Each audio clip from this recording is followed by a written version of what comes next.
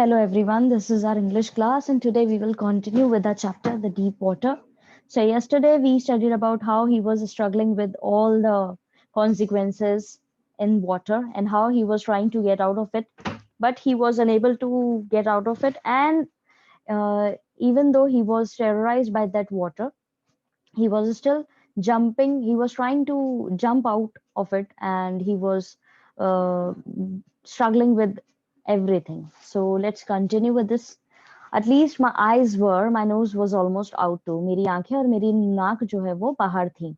Then I started down a third time. फिर मैंने तीसरी बार कोशिश करी. I sucked for air and got water. मैंने कोशिश करी हवा लेने की, लेकिन मैं पानी ले गया अंदर. Suck पानी कर गया, खींच लिया. The yellowish light was going out. जो येलोइश लाइट मुझे दिख रही थी वो अब बाहर, मतलब वो निकल रही थी, सामने से हट रही थी. देन ऑल एफर्ट सीज्ड, और फिर सारे प्रयत्न जो मैं कर रहा था वो सीज हो गए, यानी कि रुक गए. और आई रिलैक्स्ड एंड आई रिलैक्स. फिर ये क्या करने लगता है, ये रिलैक्स फील करने लगता है, क्योंकि ये एग्जॉस्ट हो चुका था पूरी बार. ये इतनी बार कर चुका था, तीसरी बार इसने ट्राई करने की कोशिश करी थी और इसके सारे एफर्ट्स जो हैं वो वेस्ट जा रहे थे. ये कोशिश कर रहा था कि जब भी ये टाइल के नीचे फ्लोर को टच करे और उतने में ये एक जंप लेगा और फिर ये ऊपर आ जाएगा और फिर ये फ्लोट करने लगेगा और अपनी बैक के सहारे फ्लोट करेगा और फिर उसके बाद में स्विमिंग पूल के कॉर्नर तक जाकर के, एज तक जाकर के बाहर निकल जाएगा. लेकिन हर बार जो है उसको असफलता ही मिल रही थी, ये अनसक्सेसफुल हो रहा था. फिर क्या इसको फील होता है, even my legs felt limp, यानी इसके पैर जो हैं वो भी दर्द महसूस करने लगते हैं, क्योंकि एक बहुत समय से हाथ पैर मार रहा होता है तो उनके पैरों में भी जो है दर्द होने लगता है. And a blackness swept over my brain, और एक कालापन जो है मेरे ब्रेन के आगे छा जाता है. इट वाइप्ड आउट फियर, और वो पूरी तरह से हटा देता है डर को. इट वाइप्ड आउट टेरर, और जो घबराहट हो रही थी उसको भी हटा देता है. There was no more panic, अब बिल्कुल भी घबराहट नहीं थी, ना ही कोई अंदर एंजाइटी थी. It was quiet and peaceful, अब बिल्कुल शांत था और बिल्कुल शांत था और बिल्कुल शांति सब जगह थी. Nothing to be afraid of, किसी भी चीज का डर नहीं था. दिस इज नाइस, ये अच्छा है. टू बी ड्राउजी, डूबना अच्छा है. टू गो टू स्लीप, सोना अच्छा है. No need to jump, jump करने की जरूरत नहीं है. टू टायर्ड टू जंप, क्योंकि जंप करने के लिए बहुत एनर्जी की जरूरत है और ये बहुत थक चुका है. It's nice to be carried gently, और ये धीरे धीरे जो उसको पानी कैरी करे हुए था वो बहुत इसको पसंद आ रहा था. To float along its in space, और ऐसा लग रहा था कि ये स्पेस में फ्लोट कर रहा हो, तैर रहा हो. टेंडर आर्म्स अराउंड मी, और बहुत ही सॉफ्ट आर्म्स जो है मेरे आसपास है. टेंडर आर्म्स लाइक मदर्स, जैसे मदर्स की बाहें होती हैं वैसे ही. Now I must go to sleep, अब मुझे सो जाना चाहिए. I cross to oblivion and curtain of life fell. अब ये क्या कैसा फील कर रहा है, ये बिल्कुल डिफरेंट फील कर रहा है. इसको लग रहा है कि अब ये एक ऐसी कंडीशन में है जहाँ पर सब कुछ स्थिर हो गया है. कुछ भी चीज जो है वो आ, इसको परेशान नहीं कर रही है. जो पानी से ये डर रहा था वो डर नहीं रहा है, ये बिल्कुल शांत हो चुका है. ये सारी चीजों को एक्सेप्ट कर रहा है कि हाँ ये अब बाहर नहीं निकल सकता, अब ये सोने जा रहा है. यानी कि इसने बिल्कुल हार मान ली है और इसके माइंड ने भी पूरी तरह इसको गिव अप कर दिया है और ये इसकी बॉडी भी गिव अप कर चुकी है और साथ ही ये बिल्कुल रिलैक्स मोड पे आ गया है. आई क्रॉस टू ऑब्लिवियन का मतलब है कि ये पूरी तरीके से भूल गया था. And the curtain of life fail, और फिर उसके बाद में जो जिंदगी का पर्दा है वो गिर गया है. ठीक है. The next I remember I was lying on my stomach beside the pool vomiting, और फिर दूसरे क्षण जिसको याद आता है कि ये जब इसको पूरे सेंसेस में आता है तब ये देख पाता है कि ये पेट के बल लेटा हुआ है पूल के किनारे और वॉमिट कर रहा है. The chap that through me in was saying but I was only fooling. Someone said the kid nearly died. Be all right now. Let's carry him to the locker room. अब जिस व्यक्ति ने मुझे फेंका था पानी के अंदर वो मुझे कह रहा है कि मैं तो सिर्फ मजाक कर रहा था, और कोई कहता है कि बच्चा बढ़ते बढ़ते बचा है, इसको ठीक करो और इसको लॉकर रूम लेके चलो. Several hours later I walked home. काफी घंटों बाद मैं घर की तरफ निकला. I was weak and trembling. मैं बहुत कमजोर था और कपकपा रहा था. आई शुक एंड क्राइड व्हेन आई ले ऑन माई बेड. मैं अपने आप को झड़कता हूँ और मैं रोता हूँ जब मैं अपने बेड पे लेटता हूँ. I couldn't eat that night. मैं उस दिन खा नहीं पाया. For days a haunting fear was in my heart. काफी दिनों तक एक डरावना सपना जो है, एक डर जो है मेरे दिल में बना हुआ था. The slightest exertion upset me, making me wobbly in the knees and sick to my stomach. एक स्लाइटेस्ट एक्सर्शन, एक स्लाइटेस्ट जो चीज मेरे दिमाग में आती थी, उससे ही मैं क्या हो जाता था, बहुत ज्यादा मेरे पैर कांपने लगते थे, घुटने कांपने लगते थे, और मेरे को स्टमक में कुछ अजीब सा फील होता था। I never went back to pool. I feared water. I avoided it whenever I could. मैं कभी भी वापस पूल पे नहीं गया, मेरे को डर लगने लगा पानी से, और मैं हमेशा अवॉइड करता था उस तरह के सिचुएशन को। A few years later, when I came to know the waters of Cascades, I wanted to get into them. काफी साल बाद जब मुझे पता पड़ा कैस्केड के पानी के बारे में, तो मैं वापस उसमें जाना चाहता था। And whenever I did, whether I was wading the Titan or bumping river or bathing in warm lake of the Goat Rocks, the terror that had seized me in the pool would come back. अब जब भी ये वहां जाने की कोशिश करता था, तब ये जो एरिया है टाइटन का, वहां का पानी जो है उसमें कोशिश करता था जाने की, या रिवर जो थी, बम्पिंग रिवर थी, वहां पे जाने की कोशिश करता था, या वार्म लेक जो है गोट रॉक्स का, वहां जाने की कोशिश करता था। तो इसको जो बचपन का डर है वो वापस इसको जकड़ लेता था, जो स्विमिंग पूल में इसके साथ हुआ था वो वापस आ जाता था। It would take possession of me completely, वो पूरी तरीके से मेरे ऊपर आधिपत्य जमा लेता था, पूरी तरीके से मुझे कवर अप कर लेता था, हक जमा लेता था वो डर। My legs would become paralyse, मेरे पैर जो है बिल्कुल पैरालाइज हो जाते थे, जैसे लकवा पड़ गया और वो बिल्कुल मूव नहीं करते थे। I see horror would grab my heart, एक डरावना जो डर है वो मेरे दिल को पूरी तरह जकड़ लेता था। This handicap stayed with me as the years rolled by, ये जो हैंडीकैप चीज थी, यानी कि ये जो मेरा डर था, ये मेरे को कई सालों तक पकड़े रखा। In canoes of Maine lakes, fishing for landlocked salmon, bass fishing in New Hampshire, trout fishing on the Deschutes or Metolius in Oregon, fishing for salmon on the Columbia at Bumping Lake in Cascades. Whenever I went, the haunting fear of water followed me. अब यहाँ पे जगहों के नाम दिए हैं जहाँ पे इसने अलग अलग कोशिशें करी है। मेन लेक्स में फिशिंग हो, सामन जो एक तरह की फिश होती है उसके लिए, या बेस फिशिंग हो न्यू हैम्पशायर में, या ट्राउट फिशिंग हो डेस्यूसेट्स में, या मेटोलियस में ओरेगन में, ठीक है, या फिशिंग हो सामन के लिए कोलंबिया में, या बम्पिंग लेक कैस्केड्स के अंदर। जब जहाँ जहां पर भी इसने जाने की कोशिश करी, इसको वो डर जो है इसके पीछे पीछे चला आता था। इट रून माई फिशिंग ट्रिप्स, इसने खराब कर दी मेरी फिशिंग ट्रिप्स। अब जैसे बाहर के जो लोग होते हैं, बेसिकली वहां पे फिशिंग करना एक बहुत बड़ी चीज मानी जाती है, और ये एक इनकी क्योंकि ये लोग फिश कंजप्शन ज्यादा होता है इनके यहाँ पर, तो फिशिंग ट्रिप्स रखते हैं ये लोग। Deprive me of the Joy of canoeing and boating and swimming, अब यहाँ पर ये डर जो है इसको ना खुशी देता था कैनोइंग की, ना ये कैनोइंग कर पाता था, ना बोटिंग कर पाता था, ना ही स्विमिंग कर पाता था। I use every way I knew to overcome this fear, मैंने हर घर से कोशिश करी इस डर से ऊपर उठने की, but it held me firmly in its grip, लेकिन उसने मेरे को कस के पकड़ा रखा अपनी पकड़ में, जकड़ रखा था बिल्कुल।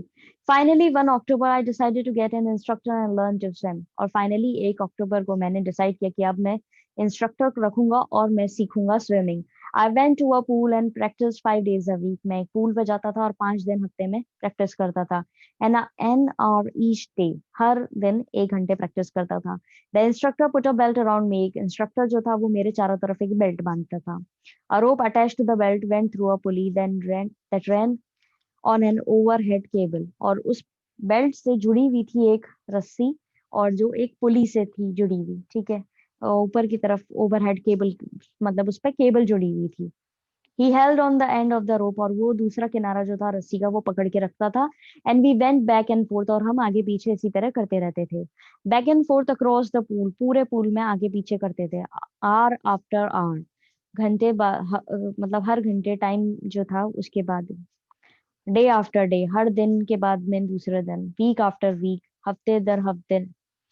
One on each trip across the pool a bit of the panic ceased me, हर ट्रिप पे जब भी मैं पूल पे जाता था मेरे को घबराहट पकड़ लेती थी। Each time the instructor relaxed his hold on the rope and I went under, और हर समय इंस्ट्रक्टर जो है मुझे रिलैक्स करता था कि मैंने रस्सी पकड़ रखी है, और मैं फिर उसके बाद उस रिलैक्स होने के बाद में अंदर जाता था। Some of the old terror return and my legs froze, कभी कभी मेरे को पुराना डर जो है वो पकड़ लेता था, लौटता था, और मेरे पैर बिल्कुल जम जाते थे।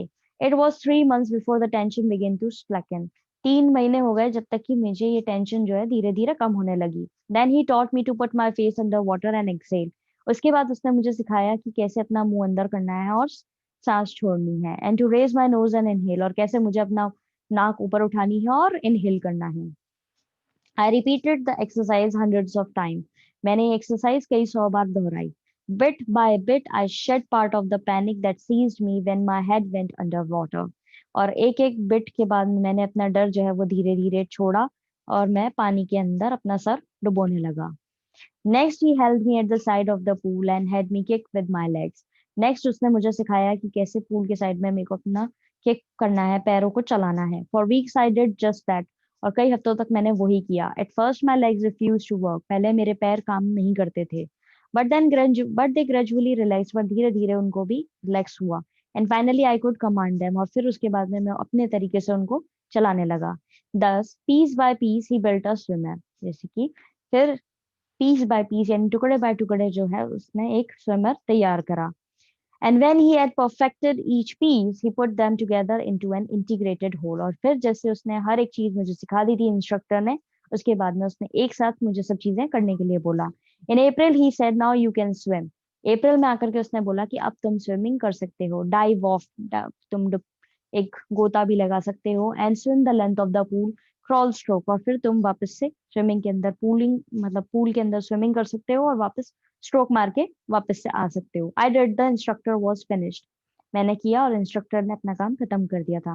But I was not finish. मैं पूरी तरह से खत्म मैंने चीज नहीं करी थी. I still wonder if I would be terror stricken when I was alone in the pool. मुझे अभी भी लग रहा था कि मेरे को डर पकड़ लेगा, जकड़ लेगा जब मैं पूल में अकेला हूंगा. I tried it. मैंने कोशिश करी. I swam the length up and down. मैंने पूरी कोशिश करी.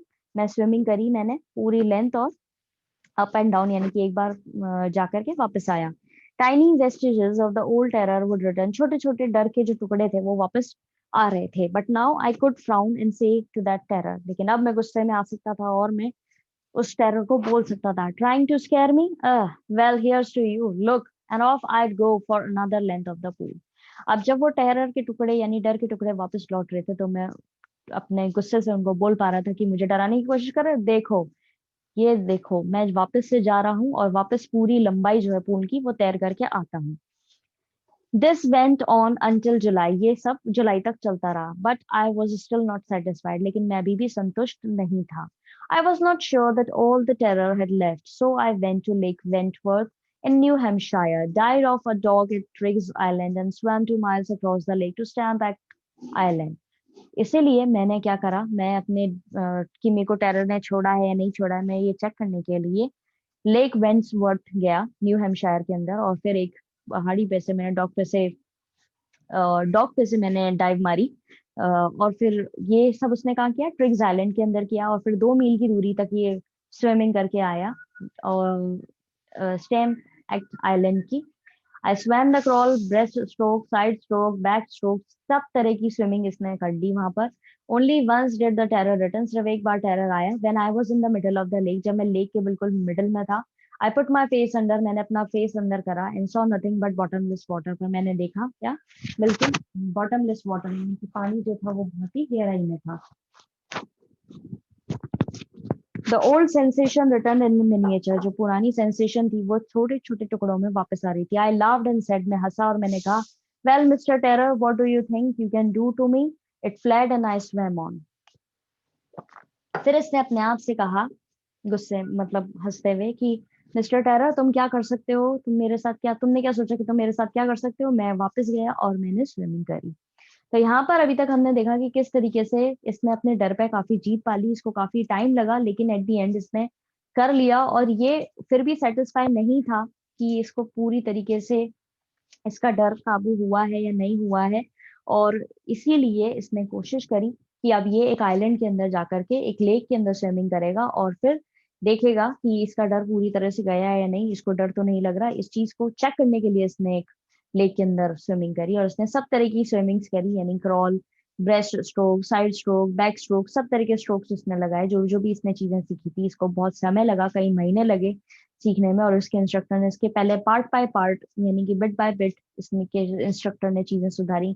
पैर कैसे चलाने, हाथ कैसे चलाने, सांस कैसे लेनी है, सीधी बॉडी में कैसे क्रॉल मतलब करवानी है, फ्लोट कैसे करवानी है, सब चीजें सिखाई और फिर एक साथ उसने इकट्ठा करके बोला. सो आई होप आपको ये चैप्टर अभी तक समझ में आया होगा. Please go through the glossary part. It will help you to understand this chapter in a better way because it has some difficult words to understand. And For the beginners, it is very hard to understand these words. So it will be good if you learn these words, the meaning of those words, and then study this chapter and read this chapter line by line. So have a nice day ahead, students. God bless you all.